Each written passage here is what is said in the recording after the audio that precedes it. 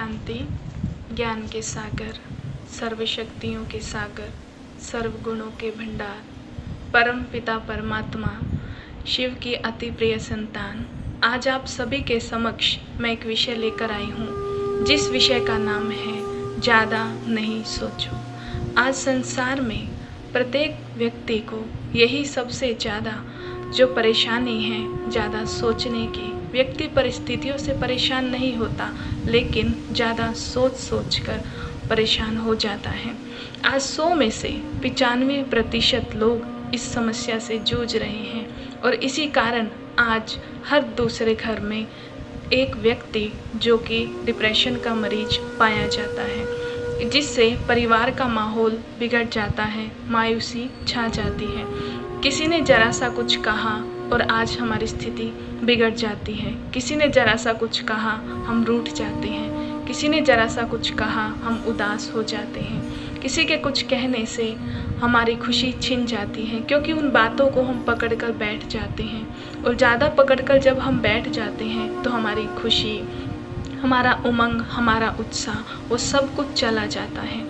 ज़्यादा सोचने की आदत मनुष्य को आज बहुत परेशान करती है। ज़्यादा सोचने से आज हम अपनी आंतरिक शक्तियों को भी खो देते हैं। कई बार हम बहुत अनावश्यक सोचते हैं। उदाहरण के तौर पर एक बच्चा यदि घर से बाहर जाता है, जब वो बाहर जाता है आने में थोड़ा सा अगर उसको देर हो जाए तो उसकी जो माता है वो यही सोचती है कि कहीं बच्चे को कुछ हो ना गया हो। अगर वो यही सोचती रहे तो कहीं ना कहीं ये सोच उस सत्य घटना का कारण भी बन जाती है।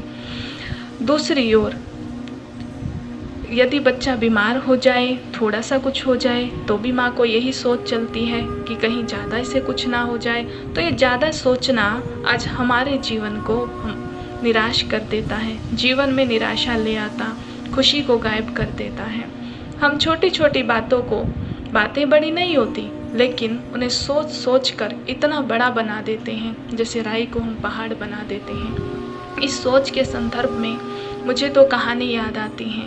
पहली कहानी वो ये है कि एक बार एक व्यापारी था जिसका नाम श्याम सुंदर था। वो व्यापारी सदा खुश रहता था, हर परिस्थिति में, विकट परिस्थिति में सदैव खुश, सदैव सकारात्मक सोच वाला। पिछले ही साल उसे व्यापार में जैसे हानि हुई, और जब व्यापार में जब उसे हानि हुई तो वो हानि कोई छोटी नहीं थी, वो हानि बहुत बड़ी थी।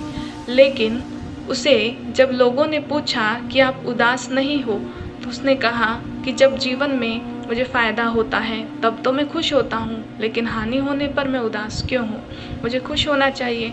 ऐसी ही सोच के साथ धीरे धीरे उसके जीवन में सब कुछ अच्छा होता चला गया। दूसरी ओर एक और व्यापारी थे जिनका नाम था घनश्याम। वो छोटी सी परिस्थिति में, छोटे से नुकसान में बहुत अधिक मायूस हो जाते थे और ज़्यादा सोचते थे। परिणाम स्वरूप वो थोड़ी थोड़ी बीमारियों का शिकार हो गए। और वो कौन सी बीमारियां थीं? जैसे हाई ब्लड प्रेशर उन्हें हो गया, रातों को नींद उन्हें नहीं आती थी। तो ज़्यादा सोचना कहीं ना कहीं हमारी नींद और चैन दोनों ले जाता है। तो ज़्यादा सोचना, व्यर्थ सोचना हमारे स्वास्थ्य के लिए सही नहीं है। ज़्यादा सोचने से बहुत नुकसान होता है। हमारी बुद्धि की एकाग्रता चली जाती है, हमारा स्वास्थ्य बिगड़ जाता है, हाई ब्लड प्रेशर के हम शिकार हो जाते हैं, परिवार में मायूसी छा जाती है और जिस कारण से परिवार में खुशियों का माहौल नहीं रहता। माइग्रेन जैसी बीमारियों के आज हम शिकार हो जाते हैं। इसीलिए कहावत भी है, अंग्रेजी में कहावत है जिसे हम कहते हैं as you think so you become, so shall you become. जैसा हम सोचेंगे वैसा हम बन जाएंगे। तो हमें कैसा सोचना है वो हमारे पर निर्भर करता है। ज़्यादा सोचने से हमें बचना है। ज़्यादा सोचना है तो किस विषय पे सोचना है? व्यर्थ और नकारात्मक पर हमें नहीं सोचना है। अपने आप को कहीं ना कहीं बिजी कर देना है। जो व्यर्थ है उसके विस्तार में हमें नहीं जाना है।